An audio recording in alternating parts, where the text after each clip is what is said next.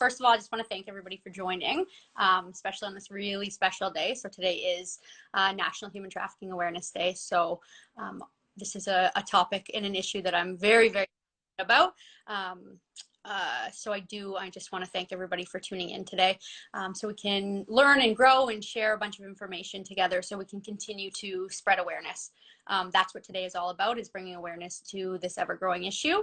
And the more we can talk about it, the more we can remove some of that stigma, and really start to support individuals and let people know that if this is happening to them, there is people who can help them, supports out there. So there is a bit of a disclaimer, obviously a sensitive topic. There could be triggers, could be things that come up for you, hearing some of the information we're going to share and the questions that might come up. So I just want everybody to be mindful. Sometimes we don't realize that we might be triggered. So just to be mindful that some of the content will be hard sometimes to hear, but again, it's a really important topic. So I'm grateful that everybody can come, but do what you need to take care of yourself. If something does come up, please reach out. I'll provide some numbers for places where you can reach out after if there is things that have been triggering for you. If you need to step away, if you need to ask a question, please do those things to take care of yourself. But yeah, really quickly, I'd love to introduce myself in a little bit of what I do today and why I'm so passionate about this issue.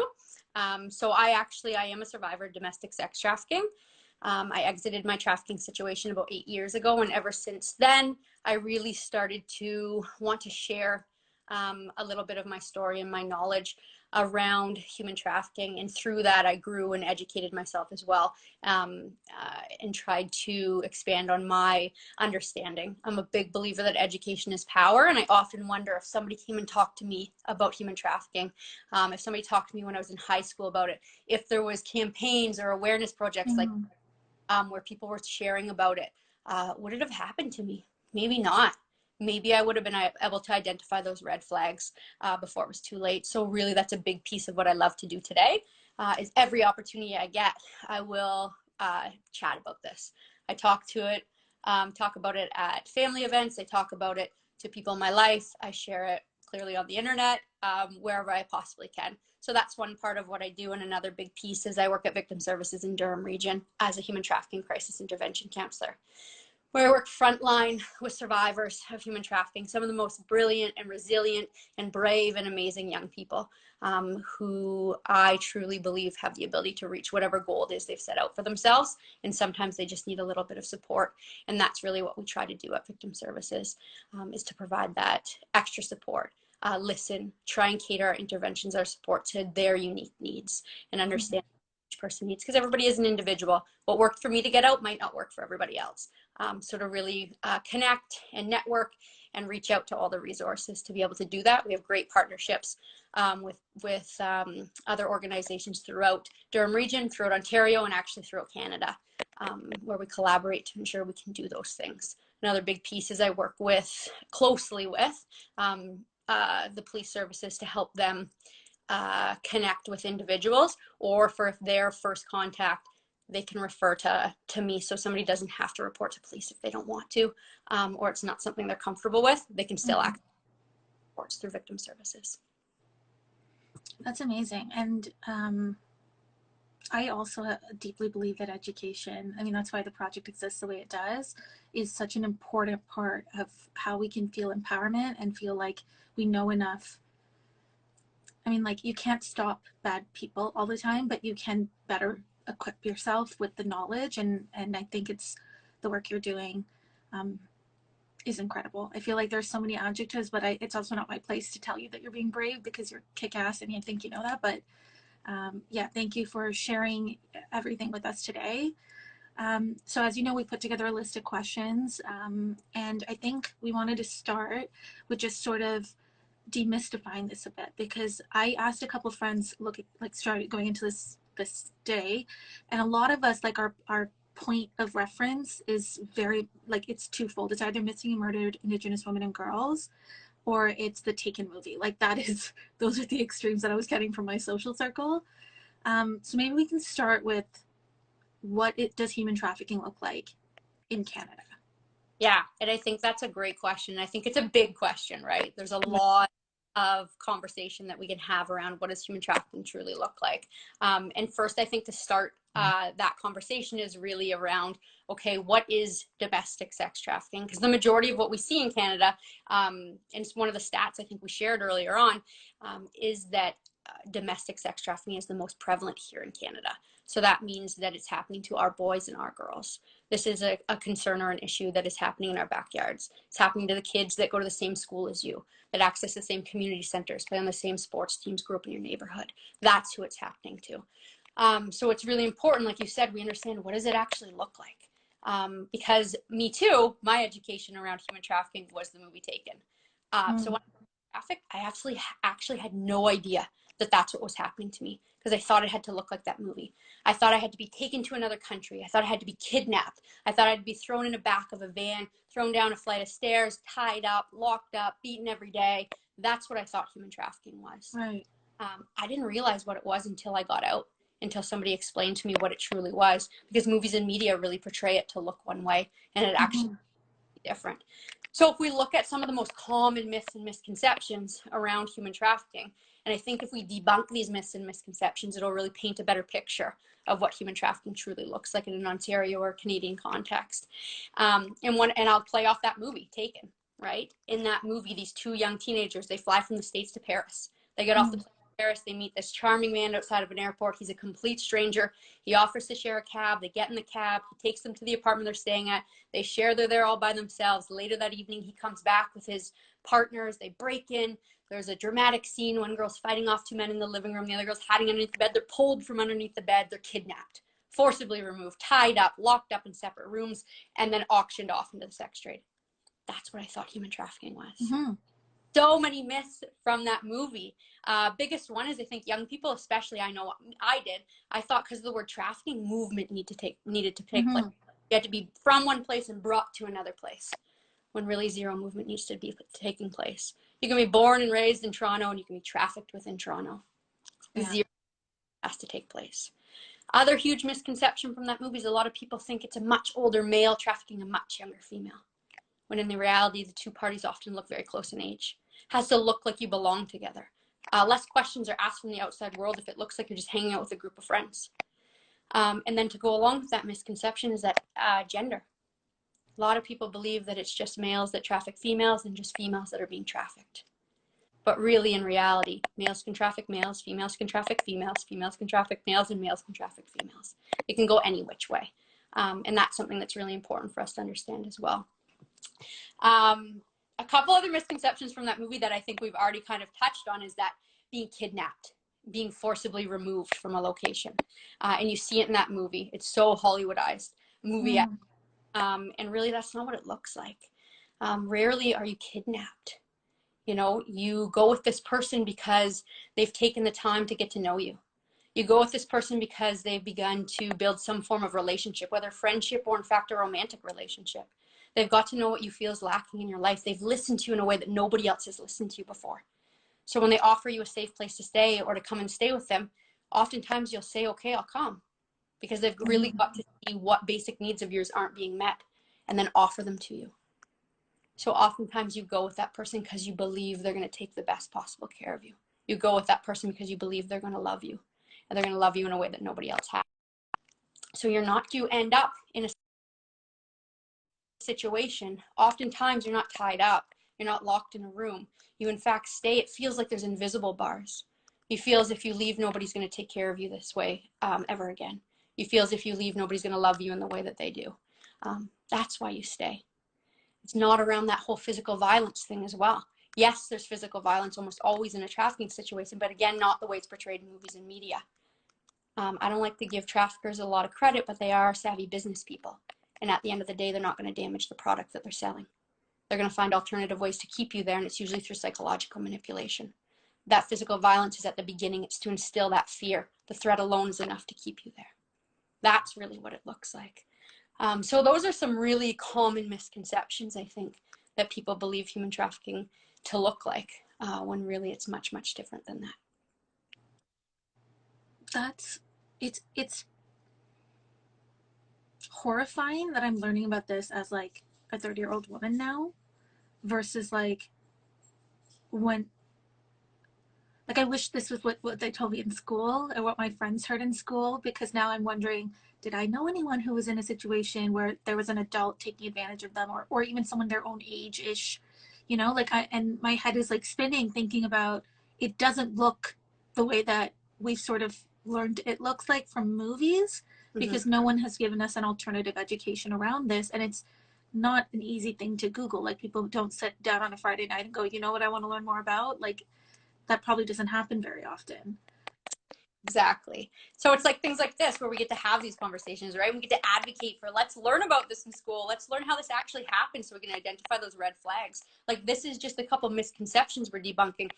Really, there's so much more to it. That psychological manipulation we talked about, of how somebody meets you, gets you to be, how they befriend you, how they make you feel as if you're treated better than anybody has been treating you before, all the way until they fully exploit you. And then when things get horrific, which they almost always do, you're not able to walk out that door because of that trauma bond or that psychological hold. Nobody teaches you that process. Right. It's incredibly important to know, especially as a young person. Okay, so just moving right along with this very serious subject. I mentioned this earlier, but when I was just sort of introducing the topic, but what provinces are the most affected? Maybe we'll do that, and then we'll talk a little bit more about what individuals are most likely to become victims or end up being trafficked. But let's start with, like, geographically speaking, where is this a big issue? Not that, although we're now learning it's everywhere. Like, yeah. Yeah, I like the question because, right, like, it's really important for us to know that human trafficking can happen anywhere. A lot of people think that it only happens in big cities. And yes, it's more likely, or there's more hubs for trafficking in larger cities, but human trafficking can happen from small communities to large communities to across our country. But there are hubs across our country. Ontario as a whole is a huge hub. 2/3 of all trafficking that happens in Canada happens here in Ontario. That has to do with many different things. We have the largest population in Canada, and also we have the huge 401 series or 400 series highways, where if you drive along any 400 series highway, how many hotels do you pass along those highways? How many millions of people commute back and forth every single day along those highways? So many. So for a trafficker, that's easy. They take advantage of that. So those areas are significant for trafficking due to that reason. So yes, if we want to talk about where is there a huge hub, Ontario is a huge hub. The GTA is a huge hub within Ontario because of those 400 series highways. And then the next questions I want to ask you on is, like, the average age and who's most at risk. But I also want to know a little bit more about this, like, you don't necessarily get kidnapped, because I'll be totally honest, like, that's a big part of the narrative I built in my head about this, was like, you get ripped away, so at least, you know, someone's gone missing, then, like, okay, maybe look into this. But if the person isn't being kidnapped, then they might be still going to school, still. Yeah, and I think what's really important too to know is that you mentioned it at the very beginning, average age of recruitment is around 13 years old. So if a bunch of 13-year-olds went missing and nobody knew where they are, like, that wouldn't be something that would be going unnoticed. Traffickers can know this. So yes, a lot of the young people that I work with that are under the age of 18 live at home with a caregiver. They go to school often Monday to Friday. Their trafficker picks them up Friday after school. They might say, I'm going to a friend's house for the weekend. Their trafficker takes them out of town for the weekend and traffics them Friday night, Saturday night, drops them back up at home for curfew Sunday. That's still human trafficking. You do not need to be missing in order for human trafficking to exist. We see this often. So I think to really talk about that, I do think we need to debunk and talk more about that myth around not being kidnapped. So if you're not taken against your will, how is this happening? How is somebody able to get you to do these things that are really quite traumatic and horrific, and you're not picking up the phone and calling 911 or running home. And I can attest to that in my own situation. I didn't do those things. And the reason was because I wasn't kidnapped. It was a slow psychological manipulation that brought me slowly from one stage to the next. And it starts with the luring stage. Your trafficker is in fact looking for somebody who's vulnerable. They're looking for somebody who maybe is struggling in school, doesn't live at home with their caregivers. Maybe somebody who struggles to make eye contact, is being bullied at school, doesn't have brand name clothes or a brand new iPhone. They're looking for somebody who's vulnerable. And once they identify somebody's vulnerabilities or somebody who appears to be vulnerable, they're going to put feelers out. They're going to start to test the waters. They're going to see if that person's interested in buying what they're selling. And they're going to do that by asking you a million questions. And it does not feel like you're being interviewed, and it does not feel like you're being interrogated. It feels incredibly, incredibly special. That for once somebody stopped and noticed you were struggling and asked you about it. That for once somebody stopped and noticed you and wanted to get to know you. They're going to ask you about your life, your family, your friends, your struggles, your hopes and dreams for the future. And you're probably going to tell them everything because you've been waiting a really long time for somebody to notice you and ask you those questions. What they're really doing is gathering information that they're later going to use against you, but in that moment it feels incredible. And as they're doing that, they're also looking at all your basic needs that are not currently being met. For whatever reason, somebody might not be able to meet those basic needs in your life. They're looking at that. They're banking those. Because eventually they're going to move you to the next stage, which we call the grooming and gaming stage, where they're in fact going to start to meet every single one of those basic needs that you identified or feel that are not being adequately met in your life right now. If you told them you didn't have a safe place to stay, they're going to offer you that safe place to stay. They might take you shopping, buy you that new iPhone, buy you clothes. They might get your hair done, your nails done. They'll begin to shower you with compliments, boost your self-esteem, boost your self-worth. They might introduce you to all their friends, make you feel a part of something, that sense of belonging, that sense of family. They're going to continue to be interested in your life. They're going to even start to talk about a future together, things you're going to achieve and accomplish together. It is literally going to feel as if this is the best your life has ever been. Even if your life was not that bad before, they took the time out of their life to understand what was lacking in yours, and they're going to give it to you. It is incredibly difficult to see any red flags in this stage. The only red flag is it's too good to be true, and who wants to believe that it's too good to be true if nobody has treated you this way before or in a really long time? The red flags do eventually come in though. And when they do, it's in the coercion and manipulation stage, where they'll give you all that love and attention and they'll pull it all away. And then they'll give you all that love and affection and then they'll pull it all away. So you're then starting to walk on eggshells, wondering, are they going to have a good day today or are they going to have a bad day today? You start to think in your mind, what did I do wrong? I must have done something wrong because I know they're capable of treating me better than anybody has ever treated me before. So I must have done something. You get to the point where you feel indebted in the relationship, to the point where you start to think of things you can offer in that relationship to give back because you feel they've done so much for you. And as soon as you start to offer them, that's when they take it and they start to stretch your boundaries, your morals, your values. They're going to bring up things they want you to do that maybe you guys discussed back in the luring stage and you said, absolutely not, I'm not into that. And they respected it then. But now you're going to be much more willing to do those things because you just want them to treat you in the way that you know they're capable of treating you, which is better than anybody has ever treated you before. So this is kind of how that slow psychological hold, that trauma bond gets developed. Eventually, you're going to find yourself doing things that you never thought you would do before. And then they slowly start to reward you for those things, whether that's spending time with you again, giving you a glimpse of the honeymoon stage, giving you money after you do them. They're desensitizing you to certain sexual acts. They're slowly preparing you for the sex trade. And all at the same time, they're building a wedge between you and any of your healthy supports. They want you to be 100% dependent on them. They don't want anybody else in your life to notice things might be turning, some red flags might be coming up. So they really build that wedge. They pick fights between your friends, your family. They amplify and blow up stories that maybe you disclosed to them that your family or friends did to you that affected you, and they talk about how they would never do that to you. They will always love you and never treat you that way. Eventually they get you to a place where they will start to ask you to do things that you never thought you would do before. And once you start to do them, this is when they move you to the full-on exploitation stage and actually bring up the idea of working in the sex trade. So you can see how manipulative, how slow, sometimes it can take a long time for them to get you to that place where you become willing to do almost anything just to get back in their good books, just for them to treat you in the way that you know they're capable of treating you.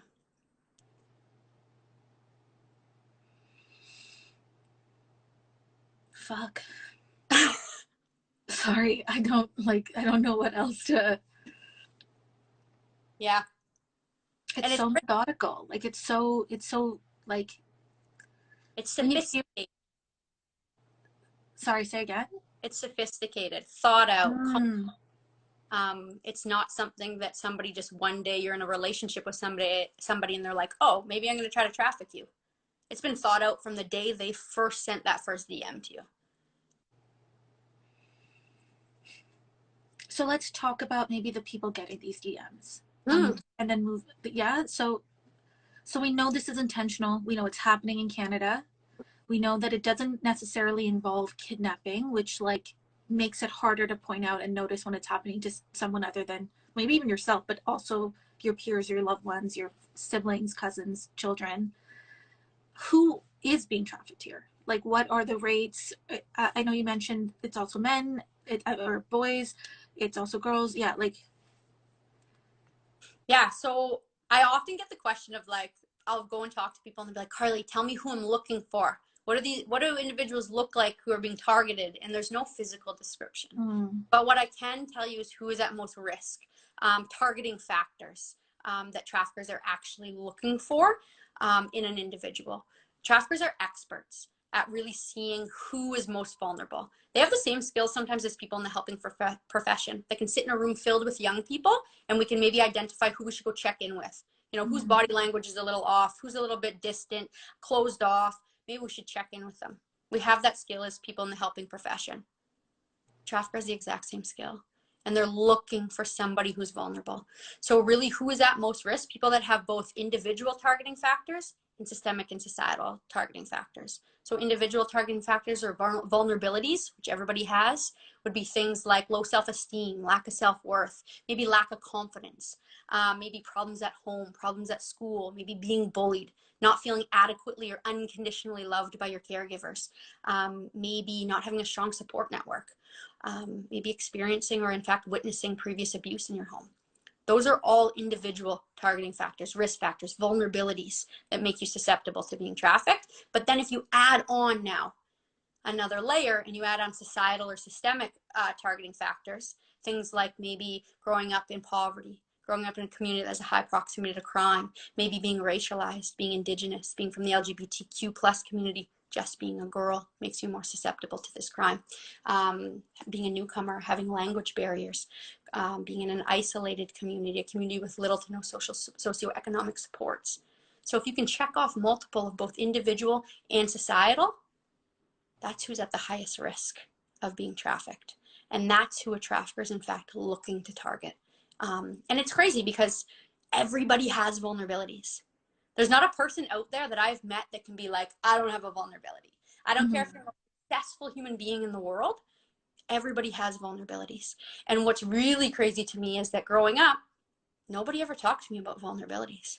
Blew my mind because vulnerabilities are something that are incredibly important to talk about. So now when I talk to young people and every opportunity I get, I tell them a couple things about vulnerabilities. One, everybody has them. Two, vulnerabilities are not your fault. I never once chose to be born a girl. I didn't choose to grow up in a community that was isolated with little to no social supports. I didn't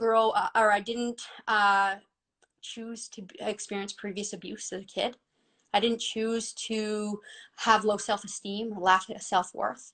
I didn't choose any of those things. And then the other thing I tell young people is that despite that, you're able to actually know what your vulnerabilities and own those things. If we are taught about our vulnerabilities and learn how to voice them, then that's empowerment right there.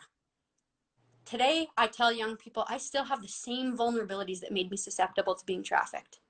The difference today is I will never be trafficked again because I know my vulnerabilities. I own those vulnerabilities. I can voice them. They're mine. And because I know them, nobody can ever use them against me again.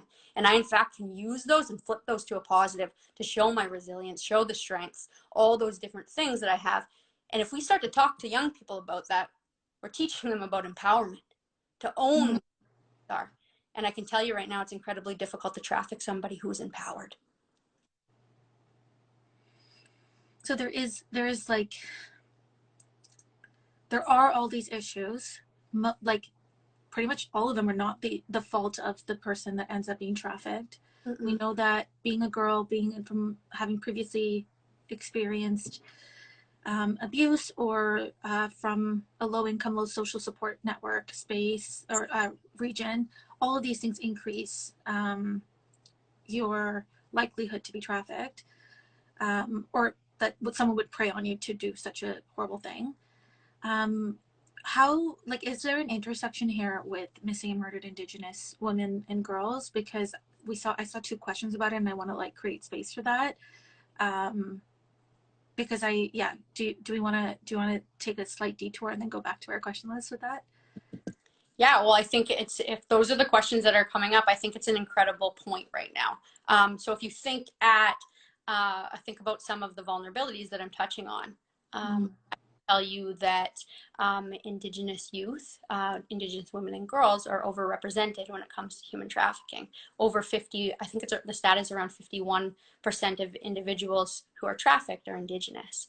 And that's a large part because of these targeting factors, because of intergenerational trauma, because of colonization, because of the 60s scoop, because of residential schools. These are even more added vulnerabilities and targeting factors. If you go way back in history, it's almost in part all of those things that have happened is intergenerational grooming. At the end of the day, so it's something that I'm glad people are asking those questions, because this is a huge topic that needs to be discussed, and we could spend a lot of time talking about that, because again, I think, and I could be wrong, but I believe that Indigenous youth or women and girls make up 4% of the population, but make up 51% of individuals who are being trafficked. That's a huge number, and that's something that we can't ignore. No, I mean, it does definitely feel like our country does ignore it, just in general, human trafficking, and then even more so the intersections of race and Indigenous folk and their experiences with it. But I'm glad that we're taking time to discuss this here, because it's important to see that this issue does disproportionately affect Indigenous youth. So I'm going to circle out of that question, because I think some of this other stuff that we've discussed here, it will lend itself to that. So you've kind of talked about this a bit, about like the early red flags don't really show up in the first little bit. It shows up, other than feeling like it's too good to be true, but then it starts to come in as they withdraw their affection or kindness or whatever that they've been sharing. Are there any other red flags that like, and maybe if it's like, should we speak about red flags in a friend or in your child that you might notice? I think there's many red flags, right? There's the subtle red flags at the beginning, when that luring and grooming stage begins, which it might be hard for the individual who's in it to really see. Like I said, when I was talking about the luring and grooming stage, it's almost like the biggest red flag is it's too good to be true, right? In it. But there's still those subtle red flags that are going to come up for yourself also while you're in it. Like, I can think back to my own experience and thinking like, oh, my gut's telling me something's going on. Like, the hairs were standing on the back of my neck. Why is this person asking me these questions that are we just met. We just met. And they're asking me questions that are really, really personal about, like, have I ever experienced sexual violence? Have I ever been raped? Like, questions that are very like, whoa, you just met me and why are you asking me these things? But at the same time, the way that they approach those questions, I was like, this person cares. That's why they're asking. They want to be there. Nobody's asked me these questions before. But at the same time, to ask yourself, why is somebody asking me these questions? You know, why would somebody that I just met want to know such personal, hard, triggering questions to ask me? So those were some that I noticed in the moment, wanting to know too much, wanting to spend money on me, that why would somebody I just met within a couple hours want to buy me all this stuff? That's a bit of a red flag. You know, those were little subtle things that I noticed. And then if you take a step back and you think the friends in your life or your family members, what red flags they might see that are kind of subtle is, you know, all of a sudden you lose interest in certain things that you once had interest in. Mood swings. You know, you're struggling with, you know, does this person love me? Do they not love me? So family members might start to see your mood change significantly, ups and downs, highs and lows, you know, really excited about something and then devastated about something the very next moment. You know, losing interest in school or extracurricular activities. Maybe you used to hang out with one group of friends and now you're hanging out with a completely different group of friends. Or maybe there's a new partner, a romantic partner, or a new friend where you want to spend all your time with. They want to always be with you. They want to know where you are at all times. Those are huge red flags. You know, if you're falling asleep in school, teachers will notice these things. Or somebody who used to on a Monday would go to school or see their counselor or their friends and want to tell them all about their weekend. And now they're really closed off and they don't want to share much. They're really private and secretive and kind of disconnected. That's a subtle warning sign that things might be shifting and changing. Even if it's not human trafficking, this is something that still should be on your radar. Like, what's going on? You know, or if you got into this relationship and you don't go with anybody else but them because they're going to get upset if you do. That's a red flag.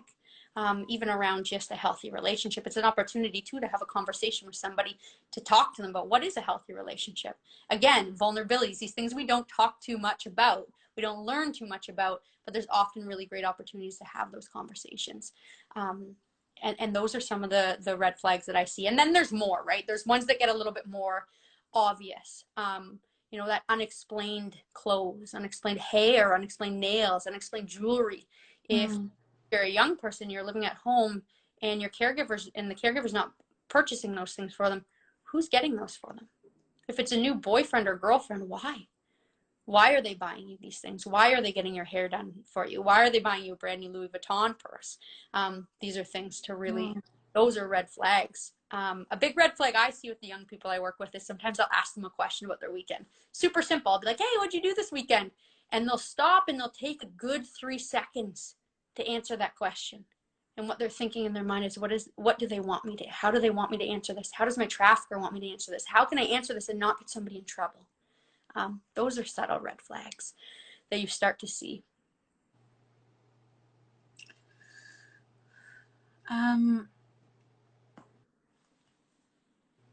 These are some really, we also got a question in our little question box about Taken, which I didn't notice earlier, but in Taken, they utilize drugs to like control and manipulate. I mean, I guess it makes sense because the movie is only an hour and a half, so like they can't go through all the stages that you took us through today in a short movie. But can you speak a little bit to like the myths that may exist around drug use and drug dependency that like media kind of uses?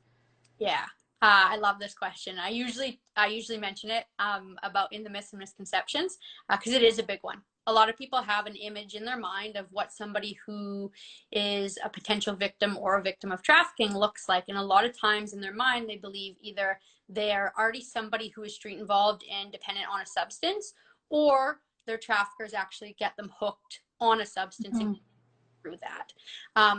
Does somebody who has an addiction or struggles with substance use, are they more vulnerable or at risk of being trafficked? Sure, that could be something that could increase, added to one of those contributing factors or risk factors to being trafficked. But no, not everybody who is trafficked has substance use concerns or doesn't. If that wasn't their first initial pull into the trafficking situation.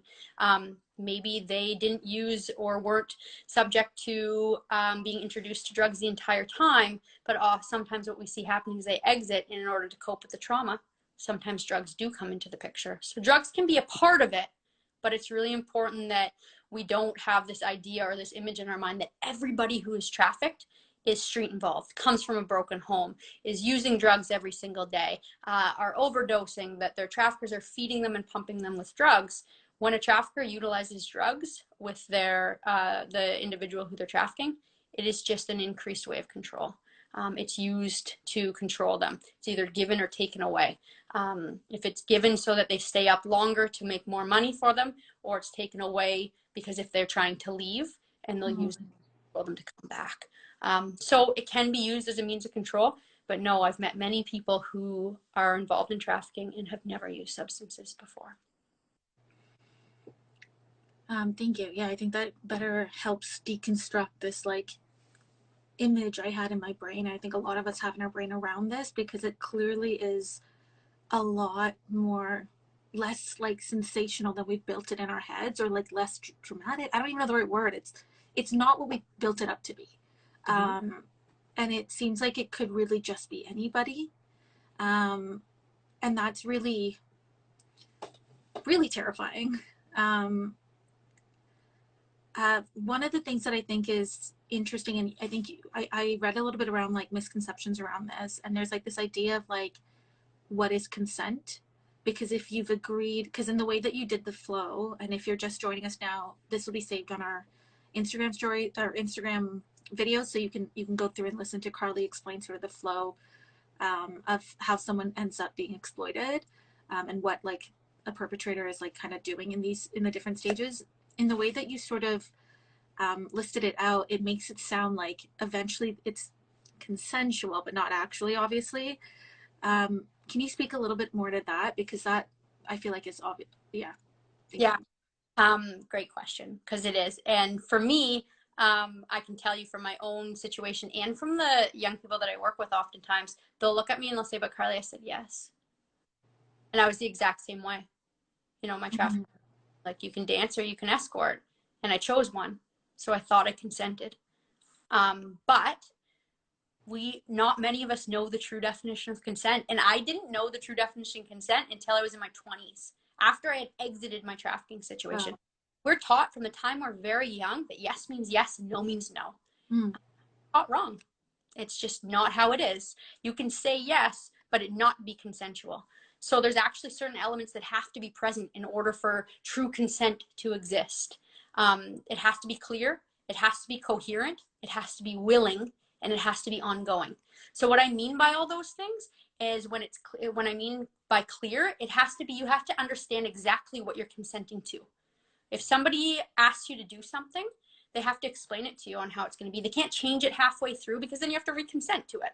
So it has to be clear. It has to be a clear understanding of what you're consenting to, and your answer has to be a clear yes. Can't be a shrug of the shoulders or I don't know or a non-answer. It has to be a yes, an enthusiastic yes. So that's one piece of it. It has to be coherent. So you have to be of sound mind. You can't be under the influence of drugs or alcohol. You can't be sleeping. You can't be unconscious. It has to be a coherent yes. It has to be willing, which is probably one of the most important elements. If you are brought through the stages of exploitation, if you are lured, groomed, manipulated, and coerced, and then somebody says, by the way, you owe me money, and if you don't do this for me, I'm not going to love you, I'm not going to take care of you, I'm going to put all those videos and pictures you sent me, I'm going to send them on the internet if you don't do this for me, and you say, yeah, okay, I'll do it. That's not willing. Consent can never be made under pressure. There cannot be an ultimatum. There cannot be a fear that you're going to lose something if you don't say yes. So every single time somebody is brought through the stages of exploitation and asked to engage in sex work, and you say yes because you're pressured to do so, it's not true consent. And then finally, it has to be ongoing. Just because I consented to something enthusiastic last night does not mean that somebody can do it with me again tonight. I have to then, again, consent to everything. I have to, again, be clear, coherent, willing, and it has to be an ongoing consent. And nobody really knows that. I was never taught that in school. I don't know how many times I said yes to things because I was under pressure. Like, an example I always give kids when I'm talking to them is, I remember being in grade school on the playground in like grade 2, and my best friend was like, Carly, eat this worm or I'm not going to be your friend anymore. Oh, no. I was like, oh my God, I'm going to lose my best friend as this little kid. Did I say yes? Yeah. Did I give true consent? No, because it was under pressure. And it's the same thing when it comes to human trafficking. It is never consensual. It doesn't matter how many times you say yes to your trafficker, it is not consensual. That makes a lot more sense. Thank you for breaking down that definition of consent, because I too am an old ass woman, and I thought it was just like, I thought enthusiastic and ongoing. I need those two, but the willing one makes a lot of sense as well, because of course it does. Like, what is consent unless you know exactly? It's not under an ultimatum. It's not something being forced to do. Okay, so we're going to get into sort of like the parents' point of view and the youth point of view, but I want to also talk about who are traffickers. Like, I know that you're saying it could be literally like anyone. The one thing that I did learn from you today, and through this experience, has been it's not older men. In my head, it's like gross older dudes, or like this like vision in my brain, but it's often people who like could pass as like your own pal or your own partner, for now obvious reasons. That makes sense to me. So who are they? And then also, why aren't more of them behind bars? So really good question. And I'm going to try to answer this as best as I can. So I said it earlier, anybody truly can be a trafficker.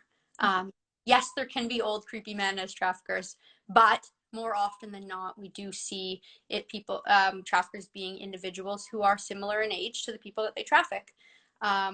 It is something that has been almost normalized in society. It has been glamorized or glorified. If you listen to some music or watch some movies, being a pimp doesn't appear to be all that bad.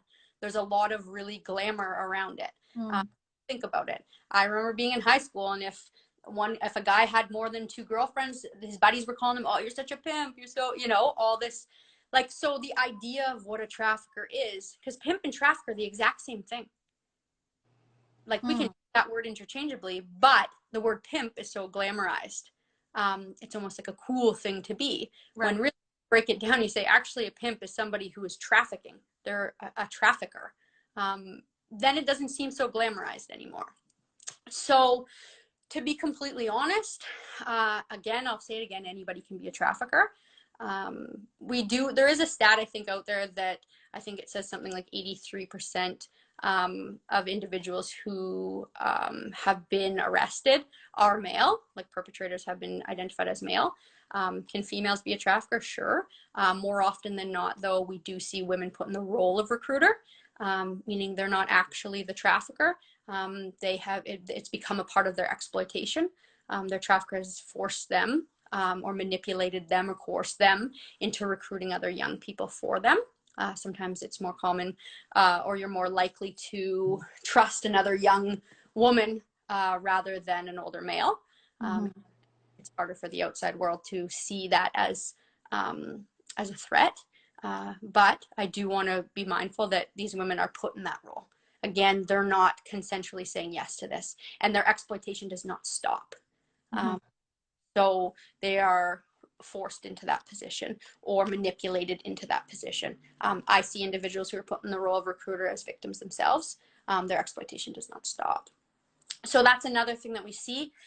Another thing I think that is important for us to bring up is that if we think back to when these individuals who have become traffickers today were young boys and young girls, they have similar, if not the same, risk factors as the individuals that they're trafficking. I'm not excusing them for what they're doing whatsoever. I want to make that very clear. But the vulnerabilities that they had growing up are quite similar to the vulnerabilities that the individuals they are now trafficking. Why I bring this up is I think it's really important for us to ask ourselves, what are we doing for both young boys and young girls? What are we doing to give them more socioeconomic opportunities? Teach them about consent. Teach them how to treat one another. Teach them about a healthy relationship. Because we can arrest 1,000 Johns, we can arrest 1,000 pimps, we can rehabilitate 1,000 individuals who've been trafficked. But if we are not educating and supporting and giving opportunities to our youth and building their self-esteem and empowering them and giving them other options, then society is going to create another 1,000 Johns, another 1,000 pimps, and another 1,000 individuals that need to be rehabilitated. So these traffickers were at one point young kids that had the same vulnerabilities, that maybe grew up in poverty or in a community that had a high proximity to crime, that experienced previous abuse, that may have experienced racism or discrimination, and for whatever reason, again, not excusing it, have now, in order to gain some power back, have begun victimizing other people. So could we have potentially stopped that from happening? if we're teaching our young boys and our young girls. I did a presentation once at an alternative school, and it was a snow day. Nobody showed up except for 3 boys or young men. And I was giving a presentation on human trafficking, and one of them put his hand up, and he wasn't being rude, and he wasn't trying to be silly, and he said, "Miss, what's wrong with this? We do this." And he was for real. He was being completely genuine. And I remember just stopping and being like, "Okay, let's have a conversation about this." Mm.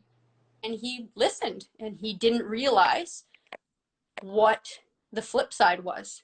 And he said, like, people in my community do this. I learned from people in my community. They showed me how to do this. This is how we survive. This is how we pay rent. This is how we, and that's when my whole mind changed. Because when I first exited my trafficking situation, I was like, we need to stop that. Like, what's happening? These people are like horrible human beings. And then that boy changed my opinion to the sense of not excusing what people are doing when they're trafficking, but what could we potentially do for the next generation so that nobody else feels the need to victimize somebody else in order to meet their basic needs. There's definitely a giant discussion Canada has to have post-pandemic now about why aren't basic needs of all Canadians in the nation as wealthy as Canada being met, full stop. Like, end of sentence. Why isn't that being met?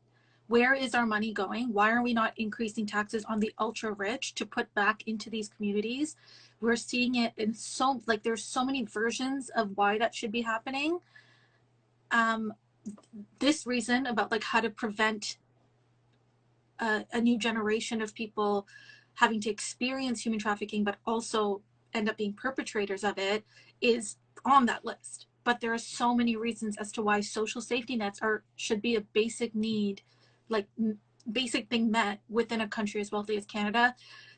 Scream, like I want to scream about it. I'm so angry that that's not something that we have here, or not one that does a good enough job, obviously, given what's still going on. Let's talk a little bit maybe about the pandemic and human trafficking. Because I have so many things to say about the pandemic and human trafficking. Please tell me, help me understand. I can tell you that when the pandemic hit and we went into lockdown back in 2020 in March, all I could think at first was, okay, this might be really good, and I might be able to connect and support a lot more young people, because I remember even hotels were shutting down. Mm-hmm. Okay, I think that, the demand will decrease. Individuals are gonna be reaching out more, and I can tell you I was completely wrong. The demand did not stop. It actually increased a little bit of a stat that I have through the work that I'm doing. And on top of that, what was so frightening is that traffickers adapted so much quicker to the pandemic than any social support service did. And that to me blew my mind. Some of the things that were happening during the pandemic did the exact opposite to support individuals who are being trafficked. We assumed that individuals who are being trafficked would have safe access to a safe device to do virtual meetings. In-person stopped completely, hard stop. So individuals who are being trafficked now were expected to do virtual. So we were assuming that individuals had access to a safe device to do that the trafficker either wasn't monitoring or he was around, watching or listening. A lot of individuals who are being trafficked, the only opportunity they got to get away and start accessing supports was because they had to go to mandatory, maybe probation appointments, or they had to go to see their CAS worker, or they had to go to a court support meeting. Whatever that was the opportunity for interventions to happen, for a safe place to be. So that changed significantly. The supports decreased significantly. Shelters had to decrease their capacity. Treatment centers had to decrease their capacity to meet with public health recommendations. So it was really difficult for somebody to find a bed if they wanted to exit their trafficking situation anywhere.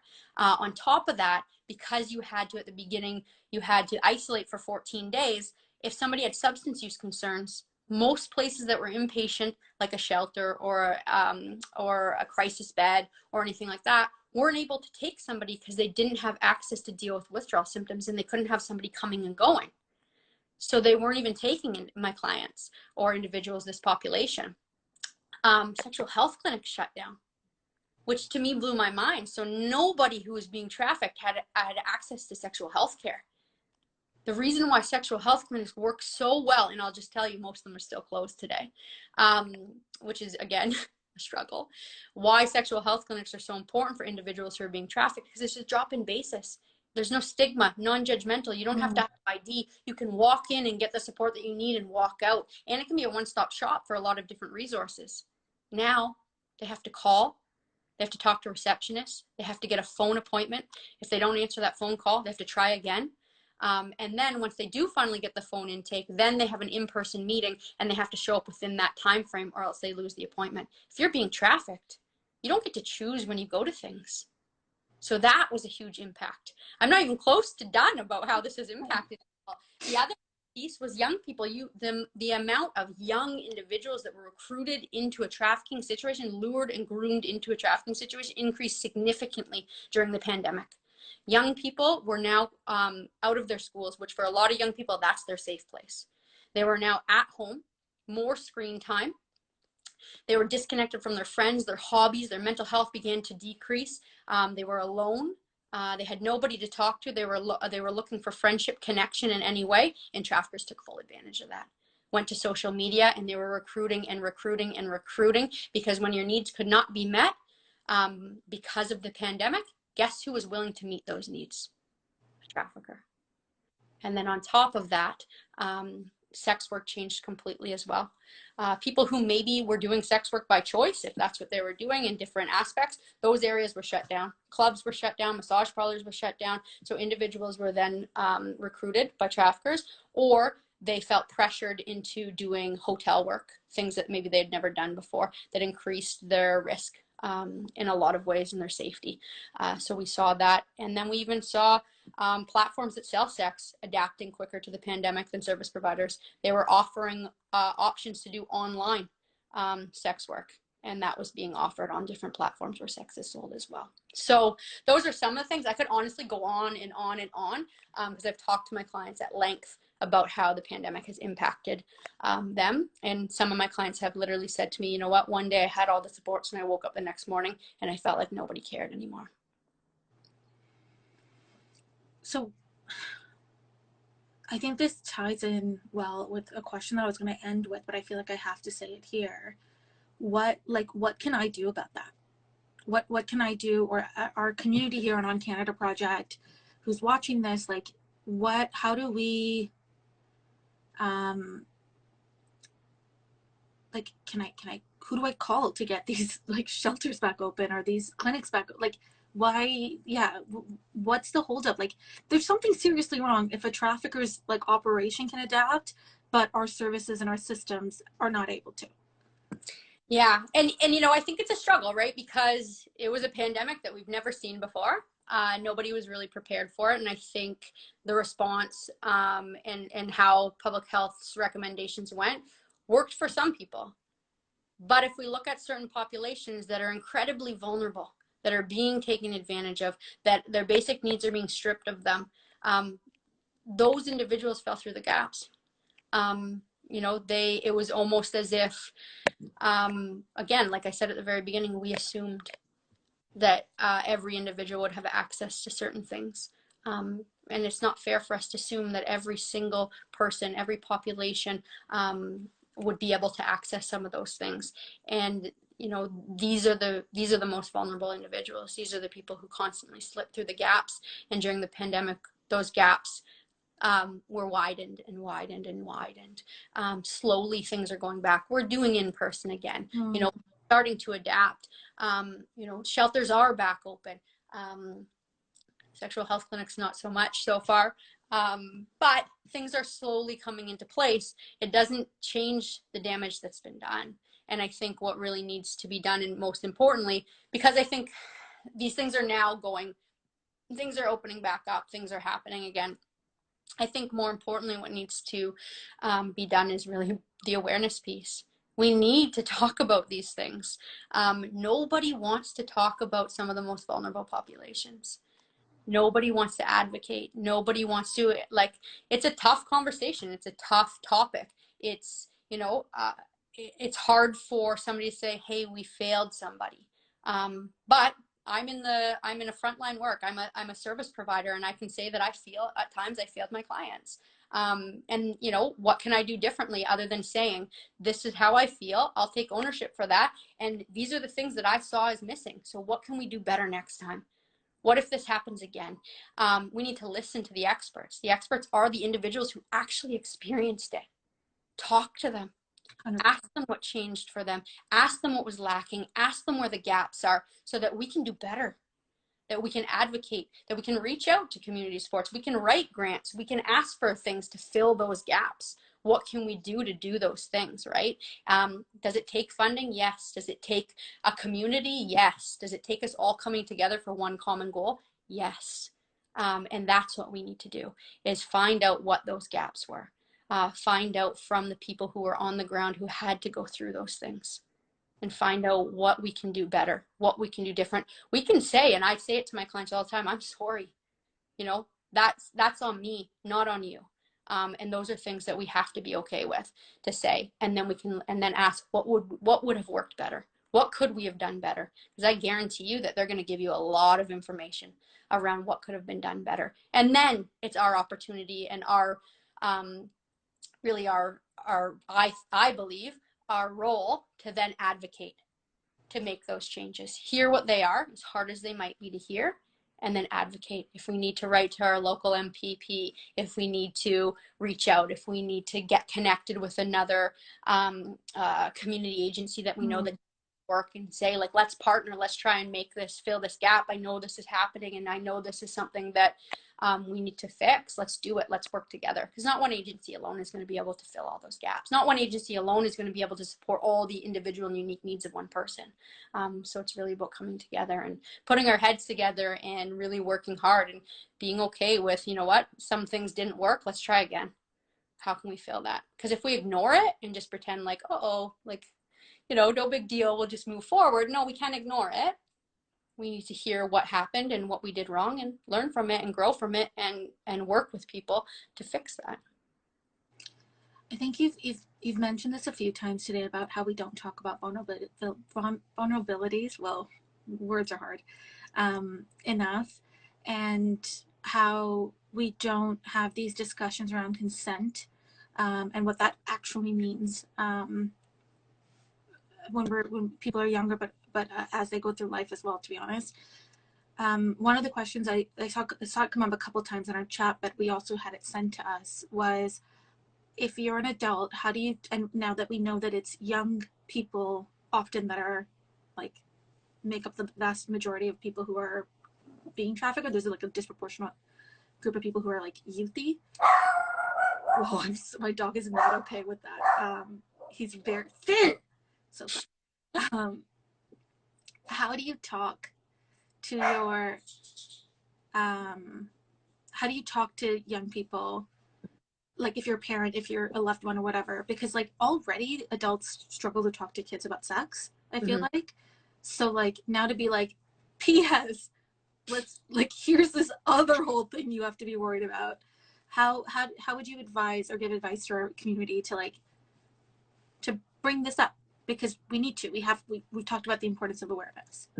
Yeah, so I think there's many, many ways to do it. If somebody's not comfortable talking about it, that's okay.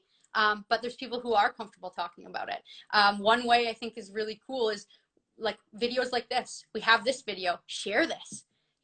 Share this conversation. Share what you've learned here. Share this whole entire video with parents, with youth. There's nothing not youth friendly about this conversation we're having. Young people are already learning about this, but they're about it in a way that's not correct.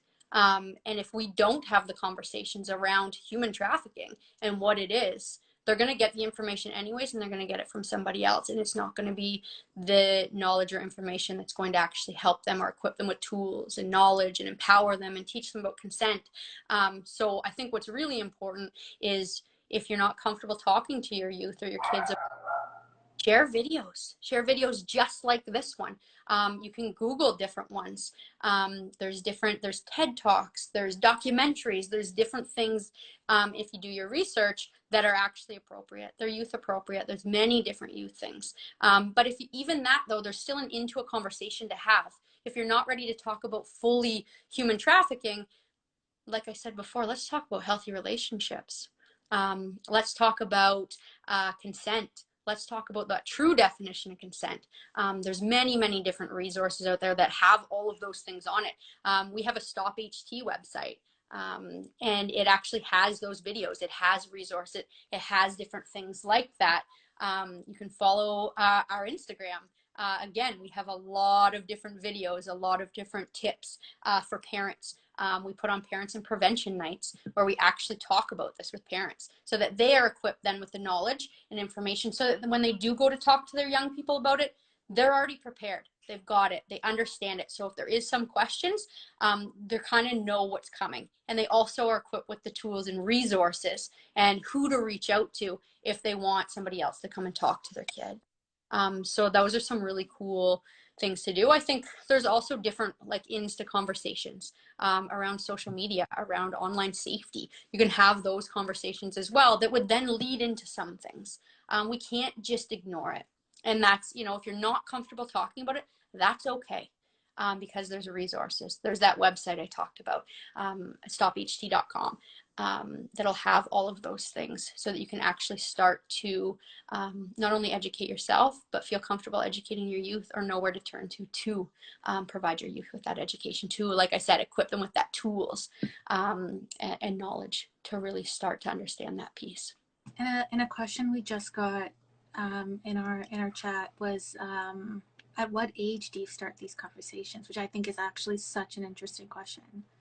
Honestly, like you can start certain conversations really young. Like you can start to talk about consent at a really young age without having to imply sex in any way. Consent can be talked about without even including sex. So you can talk to kids as young as like 3 or 4 years old at the very beginning of what is consent. Who's to talk to you, who's not allowed to talk to you. If somebody talks to you and you don't like what they're saying to you, who do you reach out to? There's questions to ask. There's activities to do for kids that young that you can research to start doing that. Healthy relationships, vulnerabilities. These are conversations we have with young children. There's nothing wrong with that. That's empowering our kids, letting them know that these are things that are going to be a part of life that's going to maybe affect them. That's when they're young. When we should start talking about actually human trafficking, if the average age of recruitment is 13, you're going to want to equip them with the tools and resources before that. Right. So if we think about that, a lot of times we think, oh, when they get to high school, we'll have that conversation. How many kids are already being lured and recruited before they even hit high school? I would say the conversation, depending on your kids, because you'll know them well, but between grade 6 and grade 8 is a really, I think, good time to start talking about actually human trafficking. Again, you can talk about subtle things previous to that as well, to really equip them with those tools, that knowledge. Let them know there's resources. Let them know that there's a certain way people are allowed and not allowed to treat or talk to you. There's certain things that you're allowed to have a voice about. Those are things that are important. Again, empowerment, consent, those are key.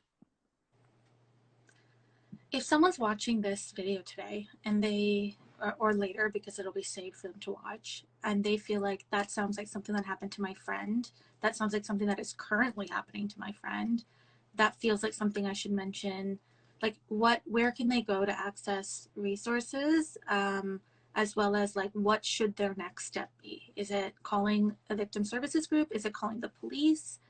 Who do people go to? Yeah, so there's a lot of different things that you can do, especially if a friend is starting to see some things and they're not really sure. I would say talk to a trusted adult. Somebody who you feel comfortable with saying, like, listen, these are some of the things that I'm seeing. I'm really worried. I just learned about this. There's a lot coming up for me. I feel like this could be happening to my friend. That would help somebody for sure. You can definitely reach out to Victim Services. We're here to help. There's a Victim Services in every region across Ontario. So that's something that's also a possibility. There's a human trafficking hotline in Canada. So that's somewhere that you can also call to ask for advice, ask for support, what next steps should be. There's also, if somebody wants to give an anonymous tip, to police, it is also a possibility. A lot of different regions have specific human trafficking units, so they will follow up, and, you know, to check in, make sure everything's okay. That could be something somebody wants to do. But I always say, first step, reach out to a trusted adult. Somebody that you trust, somebody you can confide in, somebody that you can say, listen, this is what I've learned, but I'm really worried about this person. Where should I go? Many different places to reach out within different communities. But I would definitely say you can definitely call Victim Services in whatever region you're in. And then the hotline, the Canadian hotline, they often have a whole list, and they'll have somebody to talk to of where there's different resources and supports. There's, again, different websites. That stopht.com website is a great resource of who you can go to, who you can turn to. But I think the biggest thing I would say is, if you're a friend or a family member and, you know, some of these things you're like, oh, you know, this is there's a lot coming up for me, or I think I know somebody that this could be happening to, reach out. You know, I always say it's really hard for somebody who is involved in it, or being trafficked, or being victimized, or being brought through these stages. It's a really scary time, and it's a really big risk for somebody who's experiencing that to reach out and ask for help, out of fear that they might not be believed or they might not be helped. What is the risk for us noticing something and reaching out and saying, hey, what's going on? Asking those questions, reaching out to different resources so that you can refer that person, bring that person to a different place, reach out to somebody, a peer, somebody who does this specific work. That's what we're here for. You know, whether it is or it isn't, it doesn't matter. If somebody you believe has warning signs that this could be happening, they're at risk of exploitation, or at risk of being lured or groomed, that's why we're here. We're here to talk to people. We're here to let them know that there's supports. We're here to have this conversation. I will talk to anybody about this. Whether they're being trafficked or not, it doesn't matter. If there's red flags, I'd rather give them the knowledge and tools and to equip them. It's not a waste of time. If anything, it's then empowering that person to share that message, Especially what's really cool is when peers do it to each other, and they share that information. That's powerful. Yeah, and I think that's also like one of the biggest ways to combat stigma too, is to normalize the discourse around this. Because yeah, it's not the fault of the person being trafficked. It's not like you were saying, like, it just, more has to be done. And we all can participate in normalizing talking about this and wanting to prevent it very easily by just having that conversation with people we know, with children, with the younger children that you might have. I do not have actual children. I have a dog, so that's not in my cards. But and I think also, you know, as we go into like our project talks a lot about holding our leaders accountable, and, you know, making sure that our government knows that we want funding towards social services that does this work, that maybe we don't talk about every day, but should get the like resources and support and the funding to continue to do the work that you do, Carly, and that Victim Services Durham Region does, and all the victim services across the province. Because what is more important than protecting young people from something like this, right? Like, but yeah, I am out of questions. Like, do you know we never do lives this long? I've never gone this long for a live, because normally I'm like, okay, we gotta wrap this up. It feels like a lot. But this was, I feel like every moment I learned something new. So thank you so much for taking the time to break this down and explain it in a way that I feel like I am now empowered to talk about it more. And hopefully people watching this have now left it feeling like they're a little bit more empowered. We are going to immediately share this live, and then later this week put out a post that kind of recaps some of the main points from the conversation we just had, as well as in the caption we'll have a bunch of resources, some of which you mentioned today, but just also in general, so that people can share that in case people aren't able to watch a video, because sometimes the internet sucks. Awesome. I also feel like I have to say that it might be my fault that the live went so long. I have never yet I think it's been like 6 years that I've spoken or shared my story or did presentations on human trafficking. And I don't know if I've ever made it within the time slot that I'm supposed to. So but like I could talk about this topic for days. That's how passionate I am about it, and that's how important I think this topic is. So I hope that everybody that was here today, if you can take one thing from this presentation, share it with somebody, or this conversation, and share something that you learned with somebody else, it would mean the world to me. I wish that I could share this information with the entire world, but I can't on my own. So I hope that everybody can continue this conversation, because that's how we're going to remove the stigma. That's how we're going to be able to make change, is having this conversation and shouting it loudly and continuing to talk about it, even though it might be a little bit uncomfortable, because the more we talk about it, the more we're going to be able to reach more individuals to know that there is help and there is support and there is love, and there's people that will be here no matter what, and that there's hope is the biggest thing, because sometimes when you're in a situation like this, you feel like it's an impossible mountain to climb, and I want people to know that there is hope, and that you can reach whatever goal you set out for yourself. So that's kind of, I like to end with that. So please, please, please keep the conversation going. Thank you so much, Carly and Victim Services Durham Region, for doing this with us. So grateful, and we'll see you guys on the next live. Thank you so much, Carly. Thank you. Bye.